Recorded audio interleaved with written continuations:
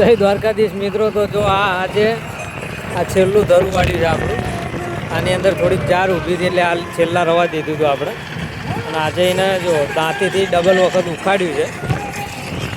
First class પાડ્યો છે દાંતી વખતે. અને રોટર માર્યું છે ચોખ્ખું કરવા, કારણ કે આમાં જારના મૂળિયા વધારે રહ્યા છે ખડિયા. એટલે પહેલાં પડતરમાં જ આપણે રોટાવેટર મારવાનું હતું, પણ પછી ડબલ દાંતી મારીને ઉખાડ કરીને હવે રોટર મારી છે. એટલે આની અંદર પાણીથી આને વારવી દેવાય, કારણ કે હવે આપણે ધરું નાખવાનો સમય આપણી જોડે 10 દિવસ રહ્યા છે.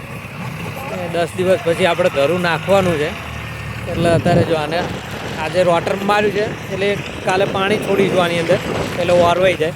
જો આ ધરુવાળી આપણે 3 ભાગ આમાં વારવ્યા છે. આમાં આટલું ખડ નીકળ્યું છે. જો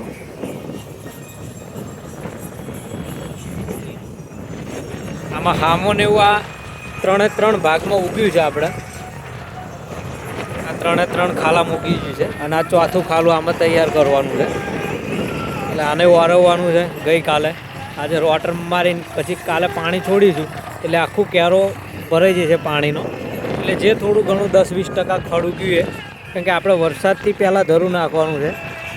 અને કદાચ 2-5 દિવસમાં વરસાદ પડી જાય તો ઠીક, બાકી 10 દિવસ પછી આપણે ધરું નાખવાનું છે. એટલે અત્યારે આમાં વારવી તો 10-20% ખડનો આપણને ડિફરન્સ પડે, અને માટી પણ એકદમ કડક રહે નહીં. વરાપ થાય એટલે ફર્સ્ટ ક્લાસ આની અંદર પોગરમાં જમીન ઉખડે, એટલે ધરું નાખવામાં મજા આવે.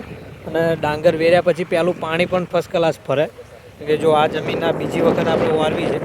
હવે આમાં હજુ વરાપ 2 દિવસ લાગશે. હજુ તો કે વરાપ છે જ, પણ હજુ 2-3 દિવસ પછી ઉખાડશું એટલે આનો પોગર ફર્સ્ટ ક્લાસ પડશે. આ 3 ખેતરનો એટલે પોગર પડશે, એટલે એની અંદર ડાંગર વેરવાની મજા આવે. એના લીધે આ છેલ્લી વખત વારવાના ધરુવાળિયા, કારણ કે માટી ભીની થાય એટલે માપની વરાપમાં ઉખાડી પોગરમાં ફર્સ્ટ ક્લાસ ઉખડે. એટલે એની અંદર ધરું નાખવાની મજા આવે. બાકી આ પડતર જમીનમાં વધારે કઠણ ખેતર છે, એટલે આ કડક માટીની અંદર પછી ધરું નાખવાનું થાય ત્યારે તકલીફ થાય. જો આની અંદર ડાંગર વેરીને પછી હમાર ફેરવીએ તો પણ મજા ના આવે. અને આની જગ્યાએ પોગરમાં ધરુવાળી ઉખડે આપણું આખું ફર્સ્ટ ક્લાસ, એટલે ડાંગર વેરવામાં પોગરમાં મજા આવે. અને એને ડાંગર વેરીને ઉપર હમાર ફેરવવાની પણ ફર્સ્ટ ક્લાસ મજા આવે. અને કેરા બેરા વ્યવસ્થિત બંધાઈ અને ધરુને ઉગવામાં મજા આવે. જો વરસાદ થોડોક લેટ થાય, વરસાદ પડે નહીં તો પહેલાં પાણી ફર્સ્ટ ક્લાસ પરીને ધરું ઉગે સારું. એટલે આ છેલ્લી વખત વારવવાના. અને પોગરમાં ખેતર હાંકવાનું. પોગરમાં હંકાય એટલે ઉપરની માથું આનું ફર્સ્ટ ક્લાસ બની જાય છે ધરુવાળિયાનું. જો